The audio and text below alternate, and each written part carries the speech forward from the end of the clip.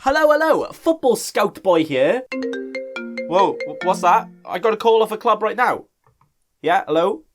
Yeah, you're looking for a new manager because you've noticed your Lego hair, auto-generated football-looking manager-looking fella, no tactics 11-man defence geezer, isn't actually that good. I like it. But today it's time to do some FPL scouting.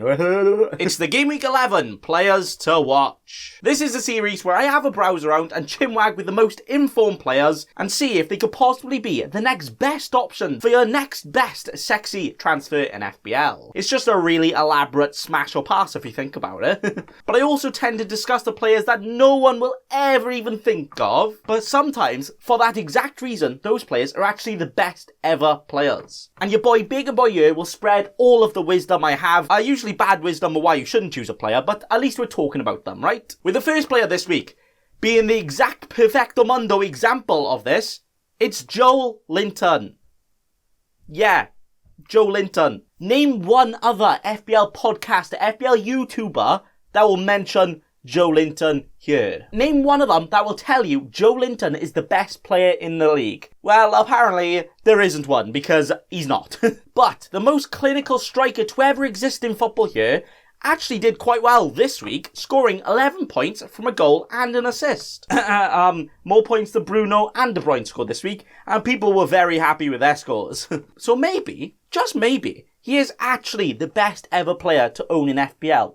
Ever. Alright, okay, enough of the epic pranks by your boy here, because Joe Linton, terrible pick. Don't go anywhere near him. If you choose him, you literally like eating plain bread sandwiches with just nothing inside. He's a plain terrible choice with just no flavour, no insides, and just no returns at all. But he's actually a good point to make here, as if we get out our expert FPL checklist, you know, he's a forward playing for a team that usually can score quite a bit of goals, and he has some really good fixtures, and he's quite damn cheap, and he's low owned. He literally meets all of the specs. He checks every single box on that list. Is he still a terrible option? Yeah, he really is. But why? He actually marks off, like, everything. But it's just because he's just a terrible player, isn't he? Something that stats and numbers sometimes don't tell you, and something that you have to actually use the eye test and actually watch to see how they play, to see that he basically can't play. He's that bad. Like, I swear, he could be practicing shots in his own back garden in a set of goals with no goalkeeper, and I bet you he would still miss the target most of the time. He's that bad. So no, definitely don't touch him. But a player with all the same parameters as the Lord Joe Linton, but a player that actually might be a good option and gets all of the golassos. It's his strike partner in crime, Callum Wilson. Now, Callum Wilson is sometimes the ultimately epic troll player in FPL, as he sometimes goes on some really good runs when you're not expecting it, and then in some really good fixtures, he just turns absolutely trash again. And why does he do this? We don't know. But this season, he's actually been very, very consistent, where he's actually only scored just a little bit less points than a Bruno and Salah. You know, the players that are almost the most expensive, and the players that everybody is saying are essential.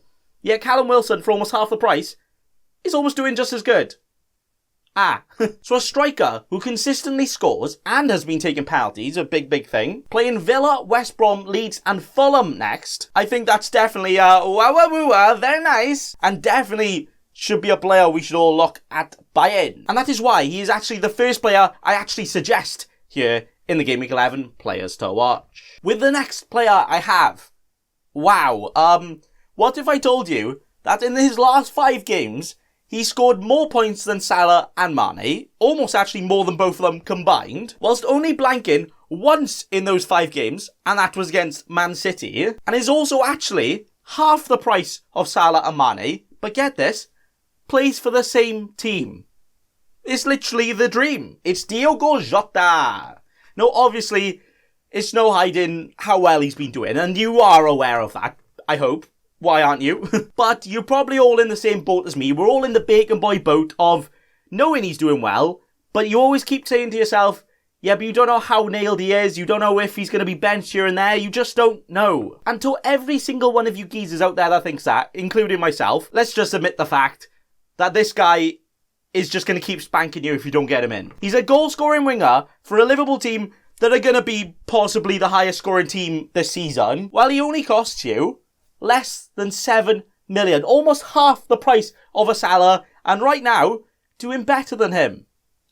This could actually be a once-in-a-lifetime opportunity here. This is a Mahrez at Leicester situation. Okay, maybe not quite as good as that one, but still pretty damn good. And yeah, we know he might still be rotated. He might still not start quite a few games, but he's a goal-scoring winger, so he's probably only going to be brought on the pitch when goals are needed, meaning he still has quite a good chance of scoring even when he doesn't start. But if he continues this form and even gets anywhere close to a Salah or Mane at the end of the season, at half the price, can you really complain? Because, you know, if you scale it up, right now he's got way more points than Salah or Mane per million or per price, you know? So are we going to look back at this situation here at the end of the season and be like, well, hang on, Jota is one of the highest scoring players in FPL, and he cost less than 7 million for most of the season. Yeah, why didn't we all get him in, like, straight away? And are we all going to look back at that and be like, well, yeah, I made a mistake there? And the answer to that is, probably. But obviously there is a chance where he just completely stops scoring and all of that, but at his current form, I think it's safer to say that he could continue it. And even if he only plays like half of the games, even if he only gets half the points of a Salah or Mane, in terms of price, that's still worth it. And he could actually be one of the best options here in the game. And I generally think it really is time to get him in if you haven't already. Where soon he plays his old club next, then the apparent defensive giants of Fulham, but then also has some great fixtures sprinkled in there too. But also remember, Liverpool are the hard fixture. They can and will score against any team, and they'll score a lot. So, you know. And yeah, I know some of you will still be like, well, there's still a chance that he might not play. And yeah, I agree, obviously. But the way he's playing right now, I don't think he's even given Klopp that option at all. He has to play at least some of the game right now. And I mean, he just benched Mane. He could go and bench Salah. So is he actually going to get that many less minutes than both of them? Just grab him, lads, and just chuck him in your team. Why not? Ooh, what time is it? Yeah, see, it's Jota time right now. Get him in. Okay, that segment sounds like I'm actually having, like, sexual relations with Jota. I'm loving him that much, but, come on. He's doing quite well. With the next player to inspectigate and keep both of your eye sockets on and watch, it's Edison Cavani. One of the only players in Premier League history to get 3 goal returns from the bench. And guess what? He did it in 15 minutes. Wow. And he has already scored 3 goals and got 1 assist in just 127 Premier League minutes.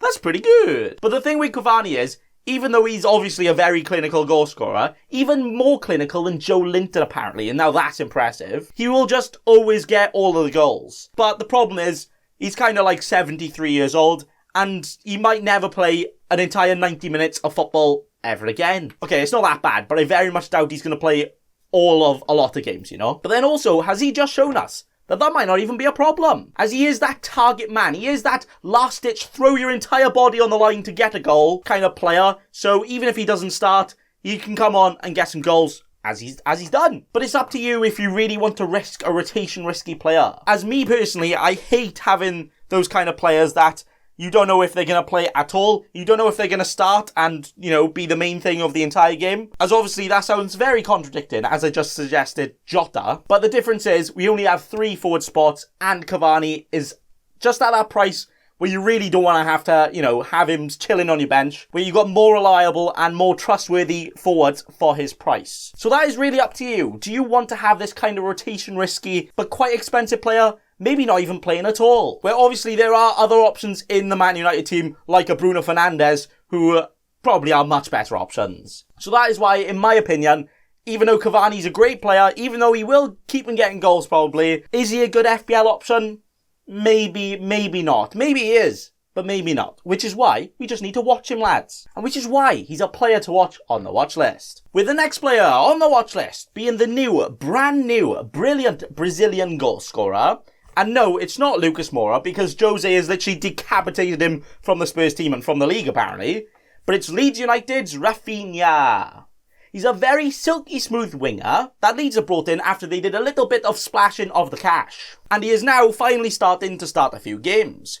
Or actually, He has definitely been their most exciting player in the last few games, where he also got his first goal of the season in the last game week. Now, Leeds play with such intensity and so much energy, where it does actually look like they've all sniffed lines of coffee before the game, which is also a very good thing for a very attacking winger, as you always know he's gonna have the ball, so you always, have that hope that he can do something. So if that's the case and it continues, maybe potentially their most attacking winger, at right now only 5.4 million, could actually be one of the better options moving forward. But even though he scored this week, he may not be a goal scorer, and there is also very massive question marks over rotation for him as well. As you know, Leeds have a decent squad now actually, but you never know, he could actually become one of the best attacking wingers at his price from the entire season that we could actually rely on. But that information, we don't know, which is why he's a player to watch for Game Week 11. With the final player on the Game Week 11 players to watch, it's Pedro Neto. Now this is one I am actually not suggesting to get in right now, but it's just someone I want to bring your attention to. I want to chinwag with you, as I could bet my YouTube channel that the majority of you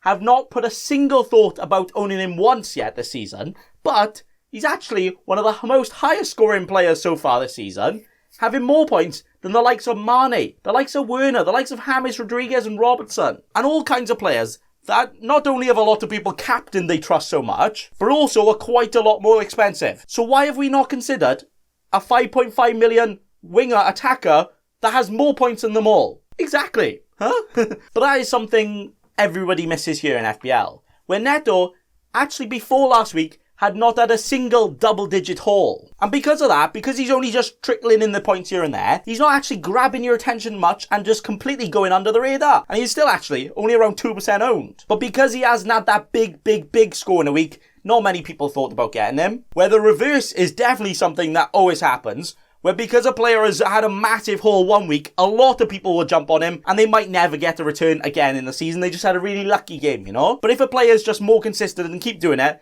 then they're actually probably a much better option, right? And actually, I'm here to tell you that those players are actually the best players to own in FPL. As the players that might not look to score a hat-trick every week, and they might not score big points, but just trickle in this bit of consistency, could actually be much better. I know, it seems weird, right? But in terms of ranking, the player going under the radar, in terms of just having fun and having some excitement in your team, it can actually be much better just to have that consistency. As you know, if a player is low owned, but keeps getting in points, then that's advantage you and not advantage everyone else. I don't even know if I made sentences there. I was just chucking some words at you. Hopefully I made sense. But that is it for me today. Some players I've just used and abused as a bit of a talking point, and then some of these other geezers might actually be a very good option to just whap in your team right now. You get the best of both worlds here in the Bacon Boy watch list, but that is it. So thanks for watching, and remember... Don't be a cheeky scrub. Subscribe to Nathan Bacon right now.